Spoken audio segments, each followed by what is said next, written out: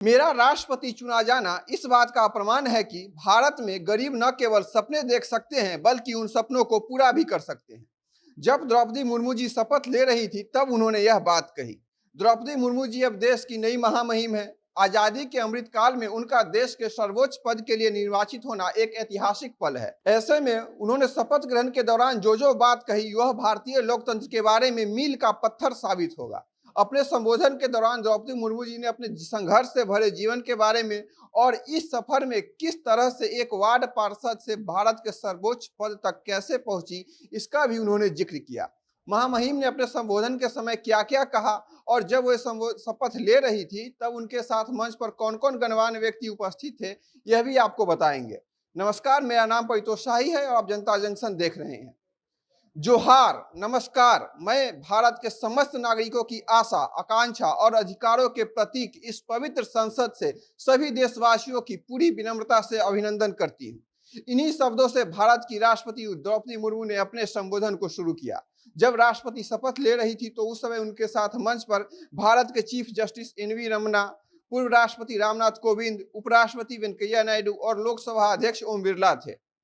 Class monitor से supreme commander तक और शून्य से शिखर तक के द्रौपदी मुर्मू के इस सफर के बारे में जो भी कहा जाए वह कम होगा। अपने भाषण के समय उन्होंने कहा कि मुझे राष्ट्रपति के रूप में देश ने एक ऐसे महत्वपूर्ण कालखंड में चुना है जब हम अपनी आजादी का अमृत महोत्सव मना रहे हैं। आज से कुछ दिन बाद हमारा देश अब स्वाधीनता का 75वां वर्ष पूरा करेगा।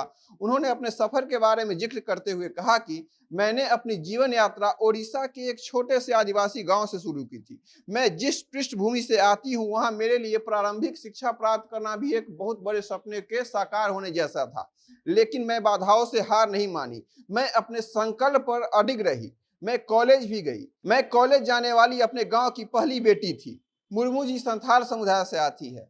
इस समुदाय की वीरता का चर्चा तो हम बचपन से ही सुनते आ रहे हैं। आजादी के समय भी इस समुदाय ने अंग्रेजों के खिलाफ विद्रोह का ऐसा बिगुल फूका था जिससे अंग्रेजी हुकूमत सकपका गई थी। आगे उन्होंने यह भी कहा कि मैं आज समस्त देशवासियों को, विशेषकर भारत की युवाओं तथा भारत की महिलाओं को यह विश्वास दिलाती हूं कि इस पद पर कार्य करते हुए मेरे लिए उनके हित सर्वोपरि होंगे। मैं उन्हीं के लिए सब कुछ सोचूंगी, उन्हीं के लिए जो भी निर्णय होगा उनको ध्यान में रख के करूंगी।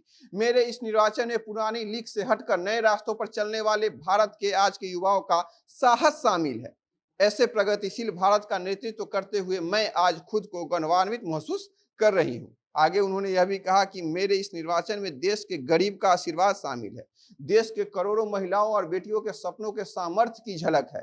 यह बेहद संतोषजनक बात है कि जो सैकड़ों वर्षों तक वंचित रहे, जिनका शोषण किया जाता रहा, जो विकास के सभी योजनाओं से मीलों दूर रहे, वे सभी दलित, गरीब, शोषित, वंचित आदिवासी मुझ में अपना झलक देख रहे हैं, मुझ में अपना प्रतिबिंब देख रहे हैं।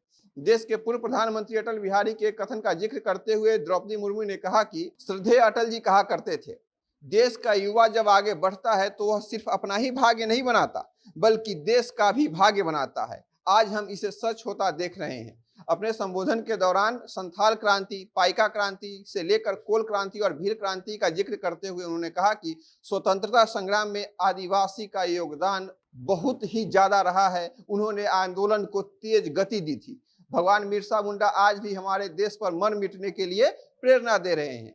द्रौपदी मुर्मू ने कहा कि राष्ट्रपति बनना मेरे लिए व्यक्तिगत उपलब्धि नहीं है, यह लोकतंत्र की जननी भारतवर्ष की महानता है। यह एक लोकतंत्र की शक्ति है जिसमें एक गरीब घर की आदिवासी बेटी भारत के सर्वोच्च संवैधानिक पद पर पहुंची है। मुर्मू ने कहा कि मैं जनजातीय समाज से हूं और वार्ड काउंसलर से लेकर भारत के राष्ट्रपति बनने तक का मुझे अवसर मिला है। यह किसी चमत्कार से कम नहीं है। इससे यह साबित होता है कि आज के भारत में न सिर्फ गरीब सपने देख सकते हैं बल्कि उससे पूरा भी कर सकते हैं। मेरा भारत के सर्वोच्च संवैधानिक पद पर निर्वाचित होना भारत के प्रत्येक गरीब की उपलब्धि है। उन्हीं के आशीर्वाद से मैं यहाँ तक पहुंची हूँ। अपने राजनीतिक सफर का जिक्र करते हुए उन्होंने कहा कि यह भी एक संयोग है कि जब देश अब आजादी का 50वां वर्ष मना रहा था तब मैंने अपने राजनीतिक जीवन की शुरुआत की थी। उसी समय मैं सार्वजनिक जीवन में आई थी और अब जब आजादी का 75वां वर्ष अपना देश मना रहा है तो मुझे देश के सर्वोच्च पद की जिम्मेदारी मिली है। द्रौपदी मुर्मू की संघर्ष से भरी जीवन निश्चित ही आज के युवा पीढ़ी के लिए नहीं बल्कि आने वाली पीढ़ी के लिए भी प्रेरणा का स्रोत बनेगी। इनके जीवन से हम काफी कुछ सीख सकते हैं, जैसे कि परिस्थिति चाहे जैसी भी हो, हार नहीं मानना है, रुकना नहीं है, सदैव ईमानदारी से कर्तव्य पथ पर आगे बढ़ना है। संकट कितना ही बड़ा हो जाए, हमारे संकल्प से बड़ा नहीं हो सकता। हम जो चाहें अपनी मेहनत के बल पर हासिल कर सकते हैं। द्रौपदी मुर्मू के इस बेमिसाल सफर पर आप क्या राय रखते हैं, हमें कमेंट सेक्शन में जरूर बताइएगा।